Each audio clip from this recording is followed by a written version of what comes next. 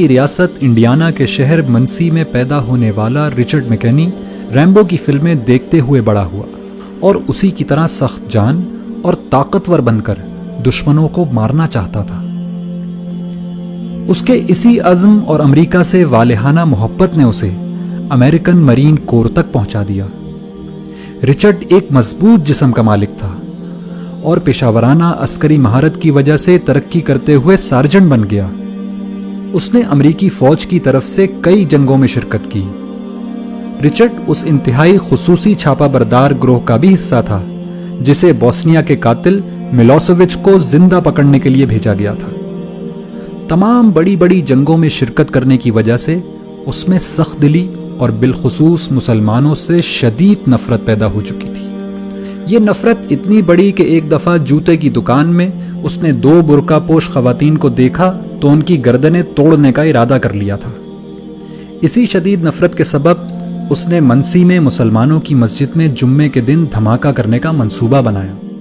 اس کا منصوبہ تھا کہ وہ سینکڑوں مسلمانوں کو بم سے اڑا کر اپنی گاڑی میں بیٹھے ان کے چیتھڑے اڑتے دیکھے گا، لیکن قدرت کو کچھ اور ہی منظور تھا۔ مسجد کو بم سے اڑانے سے پہلے اس نے آخری دفعہ اسلام اور مسلمانوں کو جاننے کا فیصلہ کیا۔ رچرڈ مسجد میں داخل ہوا تو وہاں ایک نمازی نے اس کو خوش آمدید کہا اور پوچھا کہ کیا وہ اس کی کوئی مدد کر سکتا ہے۔ رچرڈ نے اس شخص سے اسلام کو جاننے کی خواہش ظاہر کی، چنانچہ اس نمازی نے اس کو قرآن مجید دے دیا اور کہا کہ آپ اس کو پڑھیے اور پڑھنے کے بعد جو سوالات آپ کے ذہن میں پیدا ہوں وہ ہم سے پوچھ لیجئے گا۔ چنانچہ رچرڈ قرآن پڑھتا گیا اور مسجد جا جا کر سوال کرتا رہا، یہاں تک کہ 2 مہینے بعد دنیا نے قرآن کا یہ معجزہ بھی دیکھا کہ وہی شخص جو کل مسجد کو بم سے اڑانے کی تیاری کر رہا تھا آج وہیں کلمہ شہادت پڑھ رہا ہے۔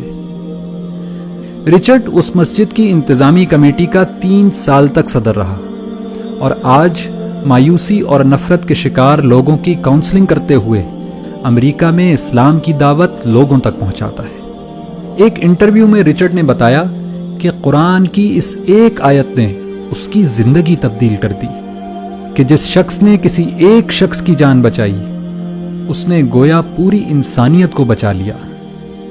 اگر قرآن کی فقط ایک آیت مسلمانوں کے کٹر دشمن کی زندگی تبدیل کر سکتی ہے تو پورا قرآن کیا کچھ انقلاب برپا کر سکتا ہے۔ لیکن پھر بھی ہماری زندگیاں کیوں تبدیل نہیں ہو رہی؟